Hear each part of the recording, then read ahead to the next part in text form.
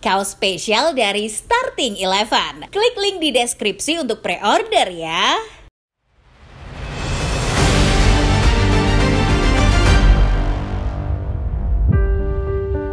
Manchester United kembali menelan kekalahan ketika menjamu Brighton dalam laga lanjutan pekan ke-22 Liga Primer Inggris. Pada hasil yang didapat United di pertandingan melawan Liverpool dan Arsenal sempat membuat United optimis bahwa mereka akan bangkit. Namun yang terjadi, tim ini justru menjadi tim MU paling lawak sepanjang sejarah. Kekalahan melawan Brighton membuat posisi Ruben Amorim sedikit terdesak. Padahal di awal kedatangannya, pelatih asal Portugal itu sempat pede mengatakan bahwa dirinya adalah opsi terbaik MU. Namun hasilnya United justru belum bisa konsisten di bawah asuhannya. Lantas bagaimana MU era Amorim pantas disebut sebagai MU paling lawak?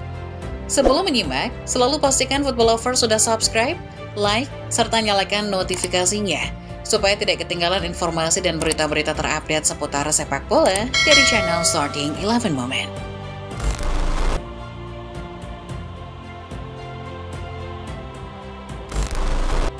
Erik ten Hag memang tidak punya rekam jejak buruk sebelum ia menangani Manchester United. Tapi ketika dirinya menukangi tim asal Manchester, semuanya terasa seperti sebuah kutukan. MU merasakan finish terburuk mereka sepanjang sejarah Premier League di musim 2023-2024, dan catatan itu terus berlanjut ke musim 2024-2025. Setelah melalui serangkaian hasil minor, manajemen akhirnya resmi memecat Ten Hag pada akhir Oktober 2024. Pemecatan itu rupanya membawa harapan baru buat para pendukung setan merah. Apalagi pengganti yang dibawa manajemen ke Old Trafford tampaknya lebih visioner dan terjamin. Ruben Amorim menjejakkan kakinya di Manchester pada bulan November sebelum akhirnya melakoni debutnya di laga melawan Ipswich Town. Para fans setan merah pada akhirnya menaruh harapan besar pada sosok asal Portugal ini. Amorim mendapat mandat besar mengembalikan marwah juara United. Amorim paham kalau dirinya bergabung dengan salah satu tim terbesar di dunia yang kondisinya sedang tidak baik-baik saja. Karena itu ia paham kalau ekspektasi dan tekanan melatih MU juga akan sangat berat. Namun satu hal yang ia pegang adalah ia membawa ide, dan ide itu menurutnya akan berhasil membawa MU pada kejayaan. Saking percaya dirinya, Amorim sempat mengatakan bahwa dirinya adalah pelatih yang paling tepat untuk menukangi Manchester United. Apalagi, mantan rekan satu tim Cristiano Ronaldo di timnas Portugal ini punya catatan bagus membesut tim sebelumnya, Sporting CP. Amorim lah yang membawa Sporting berjaya menduduki tahta pertama Liga Portugal, tanpa tersentuh kekalahan selama ia tangani di musim 2024-2025.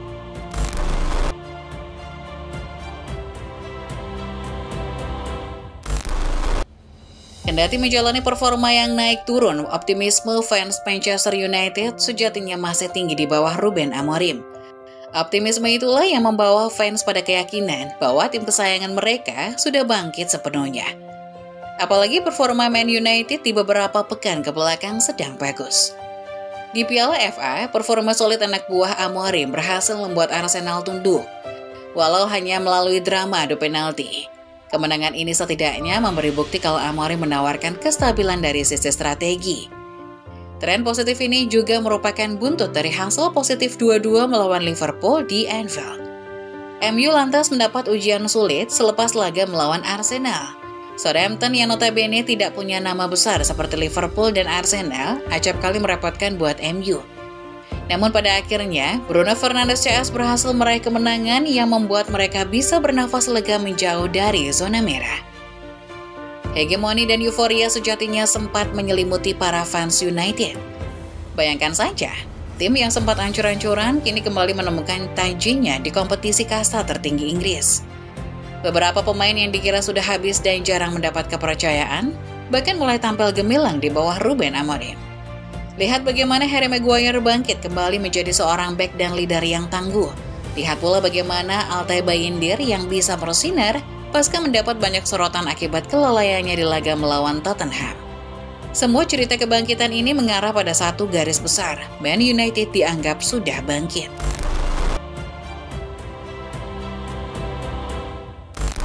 Harapan sudah ada di depan mata para fans MU. Sayangnya harapan itu kembali sirna di depan mata pula ketika MU menghadapi Brighton di pekan ke-22. Anak asuh Amorim mendadak kembali ke setelan pabrik, bahkan lebih buruk. Mereka tumbang 1-3 menghadapi tim berjuluk The Seagulls ini. Secara garis besar, memang ada sedikit kesalahan taktikal dari Ruben Amorim. Skema yang ia mainkan di laga ini terbilang nanggung, tidak bertahan, dan tidak menyerang. Sayangnya ada banyak error pula dari para pemain yang membuat MU kembali menjadi tim lawak. Di tengah performa inkonsisten, MU masih sempat-sempatnya membuat error yang berujung lahirnya tim gol ke gawang mereka. Ruben Amorim tidak bisa menahan kekecewaannya di laga ini. Tidak mengherankan kalau ia sampai mengakui kalau MU asuhannya mungkin adalah MU yang paling buruk sepanjang sejarah. Kami mungkin tim Manchester United terburuk sepanjang sejarah. Saya tahu kalian ingin headline, tapi saya harus mengatakan dan mengubahnya. Itulah headline yang kalian inginkan, kata Amorim kepada awak media selepas laga melawan Brighton. Amorim banyak disukai media karena pernyataannya yang jujur, tapi tetap diplomatis. Kali ini Amorim memperlihatkan kelebihannya itu lagi. Pelatih asal Portugal itu berkata jujur ketika mengakui timnya adalah tim MU terburuk sepanjang sejarah. Bagaimanapun, di bawah asuhan Amorim, MU baru menang 2 kali dari 10 laga IPL. Sebuah catatan yang tentu saja tidak bisa dibanggakan. Ruben Amorim sadar bahwa rentetan hasil minor yang diperoleh timnya telah membuat posisinya makin disorot. Setelah lepas dari Erik ten Hag, ekspektasi fans dan manajemen pasti soal kebangkitan. Tapi nyatanya, Amorim masih belum bisa memenuhi ekspektasi tersebut. Ia pun sadar posisinya dalam bahaya. Dalam 10 pertandingan kami hanya menang 2 kali. Bayangkan apa yang terjadi pada fans, apa yang terjadi pada saya. Jadi kami mendapat pelatih yang bahkan lebih buruk dari sebelumnya.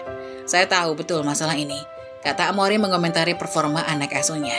Sebagai seorang pelatih, Amorim memang bersalah karena tidak mampu membawa kestabilan untuk timnya. Namun kalau bicara soal gambaran lebih besarnya, Amorim sebetulnya tidak sepenuhnya salah. Ingat, skuad MU yang ada saat ini adalah skuad yang dibangun berdasarkan ide dan gaya permainan Erik ten Hag, bukan Amorim. Andai kata manajemen MU mengambil langkah lebih berani untuk memecat ten Hag di awal musim, Amorim mungkin punya kesempatan membangun skuad yang sesuai dengan idenya.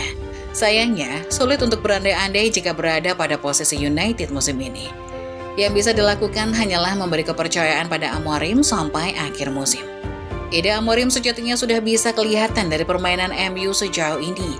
Sayang, eksekusi para pemain terhadap ide sang pelatih seringkali masih belum sinkron. Sekali lagi, hal semacam ini cukup wajar mengingat adanya perbedaan signifikan antara ide dan gaya main ten Hag dan Amorim. MU harus membangun skuad berdasarkan ide Amorim sekarang, bukan memastikan ide Amorim dengan komposisi pemain ala ten Hag. Jadi, selepas kekalahan melawan Brighton, dapat disimpulkan bahwa MU masih punya PR besar. Masalah MU bukan sepenuhnya salah Amorim atau pemain, tapi lebih kepada sistem manajemen tim yang masih belum beraturan. Kalau menurut Football Lovers sendiri bagaimana? Apa masalah utama MU yang membuat Amorim sampai berani beranggapan bahwa MU eranya ini adalah MU terburuk sepanjang sejarah? Tulis opini kalian di kolom komentar ya.